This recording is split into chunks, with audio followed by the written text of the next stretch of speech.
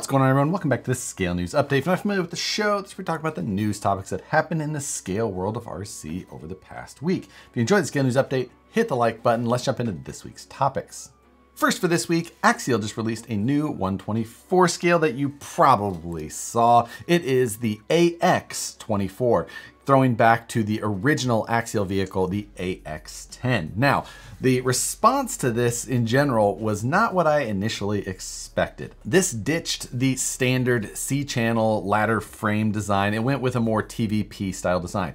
And the way 124 scale goes, most of the custom builds don't look very scale in general anyway, so I felt like this would likely be a little bit more widely accepted, but the results were less than mixed. It does come with a scaled down version of the original XC1 body, which came on like the second or third version of the AX10.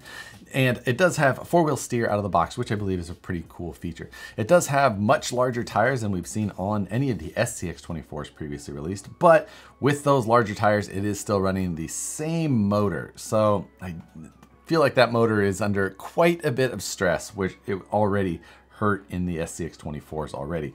You have the same stock servos as before, you just have two of them now, and it does seem fairly responsive with both of those servos, but you start adding weight and things like that, and you're of course going to see similar results to what you've seen with the SCX24s in the past. Overall, I think I enjoyed the concept of the AX24 more than a lot of the SCX24s, so it feels like the one that probably more up my alley, but depending on whether it's for you or not, you'll be able to see these shipping, I believe, sometime around the end of the month. $159 is the retail on these. Last week, Element released a new version of the Trail Walker. This is the Black Edition. Now, the original Trail Walker came out in, I think, 2019 or so, and it was available in a blue version only. This now comes as a black painted body on the outside. It's got a red paint on the inside, so you can scuff it down or sand it to give it the patinaed look that you would like.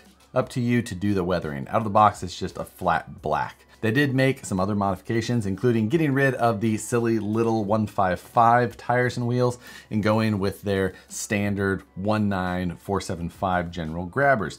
They opened up the wheel wells on that Trail Walker body to make that look a little bit more appropriate as well.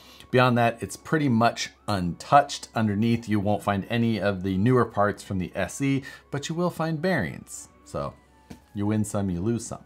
Last week, Holmes Hobbies released a new winch based on the SHV500LP, the Shorty servo. This is the Tug Buddy, a low profile, fast and powerful winch. That 500LP is a servo that I have enjoyed running myself, and now you can see it as the base of this winch. So if you're looking to get a tug, this winch does come with the external spool that will fit onto the 25 spline output. So if you've been shopping for a winch for one of your scale trucks, maybe give the Tug Buddy a chance. And Holmes also released the BLS 2000. This, a 2000 ounce-inch output servo, mainly for the large scale stuff. So if you got an SCX6 or something like that, then this is the intended use case. Now this does run off of 8.4 volts rather than standard direct power 2 through 6S or whatever you may be seeing in the past. So you will get consistent power throughout the battery pack. You won't see a fall off as voltage goes down, but you will need a beefy BEC, I'm sure, to keep up with that 2000 ounce-inches of power. Thanks to TGH for sponsoring this month of the Scale News Update. TGH had a couple of big announcements this week, though, to cover in the news. First of all, they teased their new forward motor mount.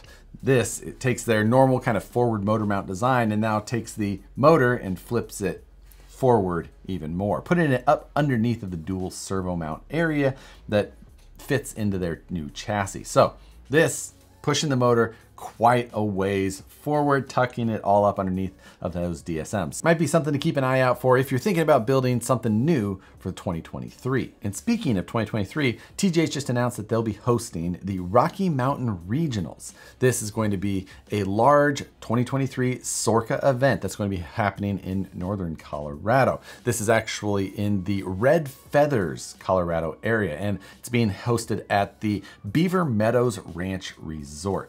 on the property there, where you're gonna find a ton of amenities that are gonna make the event experience, it seems like, be a little bit more convenient. There's food, restaurants on site, camping, RV spots, condos, all kinds of things right there on the resort. So if you want to stay at the resort, whether it be camping or trying to rent a condo, a cabin, anything like that, those are going to be available. You are going to have to call the resort because the whole resort is being reserved for this event. So you won't be able to go to the website and do it. You have to call. It's going to be June 2nd, 3rd, and 4th. Class 1, Class 2, and Class 3 each will be happening on their own day. Awards will be happening after each class, so if you're not staying for the whole thing, you'll still get the chance to see the ends of the classes that you participate in. Ticket information is going to be available next week, and ticket prices are locked in already at $50 a class, so a nice price. Oftentimes the events can get a little bit more expensive. $50 a class is a nice bonus. Red Feathers is somewhere like 35, 40 minutes away from the Fort Collins area. So if you're unfamiliar, it's a couple hours north of Denver, so easy place to fly into. Major Metropolitan makes it super easy to just plan around for the whole event.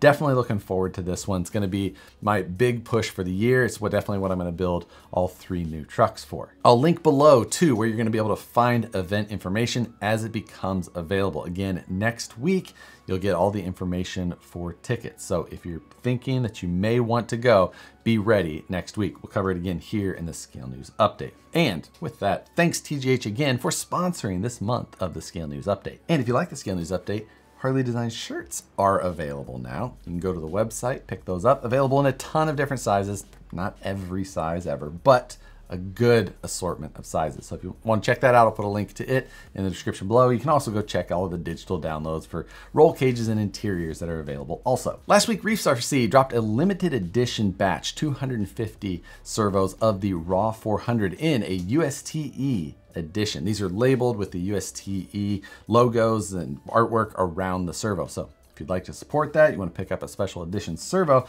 those Raw 400s, nice compact option. J Concepts just announced some new 1/6 scale tires for the SCX6. You find 2 different options here, both the Landmines and the Tusks, 2 of their best performing tires up to this point.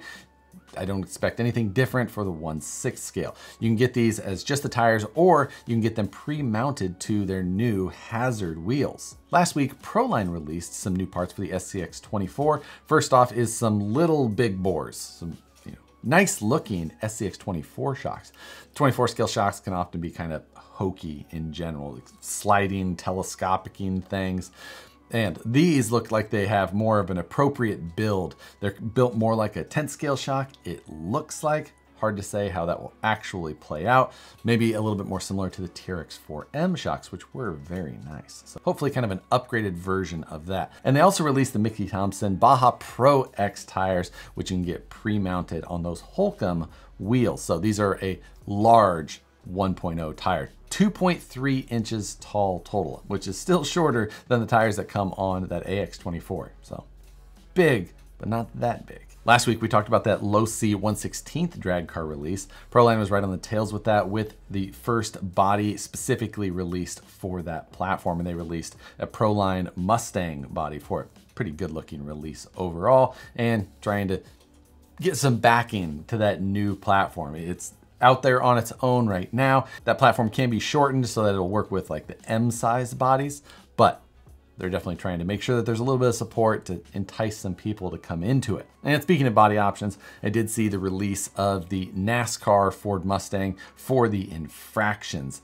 are available only in hobby shops at this point. It was released, but you have to go into a shop or through one of your hobby shops specifically to get it. Don't think that they can sell them online. So if you're a big NASCAR fan, you got an Infraction, you gotta do a little bit of work to get one, but they do look pretty good. If you're a big F1 fan, I did run across a release that is coming up here at the beginning of February. This is from NBARC Parts, or Nothing But Aftermarket RC Parts, I believe is what the name stands for. But you can get yourself a 1/5 scale electric F1 car. And you can get these pre-painted, it appears, in some popular liveries. But It's got a real working DRS on the rear wing, the tires and wheels, the whole package looks appropriate. Everything about this looks really good. Again, they are going up for pre-order starting February 1st, it says. The wait time on them is like 3 to 4 weeks if you don't want them painted, or 5 to 6 if you do. Now, I've seen the large scale F1 cars before, but this is probably the best looking ones that I've seen up to this point. And they do come with a price tag, as you would expect. Not sure where you expect it to be, but $4,200 is what the pre-order price is listed on the website at this point. So depending on how big of an F1 fan you are, this is definitely the coolest F1 that I think I've seen. Granted, it is electric. I have seen the gas 5th scale ones that are also very rad, but I think these look pretty good. $4,200 is a lot, but still pretty good. You can go check them out. I put a link to them in the description below, as well as links to all the stories that we talked about today. And then for you retro RCers, Kyosho just released the Dirt Master. And first I saw this, I thought it was a re-release of some sort, but this is a new release, and it's a Neo Racer, new school, but old school. It's got modern style chassis underneath, but with a lot of very retro looking styling and features to it. This is listed as the Ultima Dirt Master. So again, if you just have that affinity for retro, but maybe you want some more modern, features, design, strength, durability, things like that, this could be a good fit for you and not a bad price. It does come as a kit as well, which is a bonus. At the end of last week's news, I asked you guys to ask each other questions in the comments. And I had a blast going through all the different comments and questions and people's responses. And there were some really good conversations that happened in there. But one of my favorite ones was actually from Dead and Cold. And his first response was about no prep, which we talked about in the scale news. Is the popularity of no prep falling off? It had a super fast rise, and it seems to be kind of tapering off in a lot of ways. And the question he posed, though, was, what do you think the next current fad is that will fade away, maybe more quickly than what we've seen other fads come and go? I thought that was a pretty good question. That's a hard one. Small scale monster trucks was one of the responses to it, and I thought that was a pretty good answer, but I feel like there's probably some other really good answers out there as well. So drop them below. What do you think will fade away next? But with that, that's gonna do it for this week's scale news. Drop a comment down below with your thoughts on any of today's stories or the question of the week. Thanks again for watching the Scale News Update every Tuesday. Hit the like button if you enjoy it. Subscribe if you're not already. Hit the notification bell so you see the videos every time they get uploaded. With that, thanks again. We'll see you on the next one.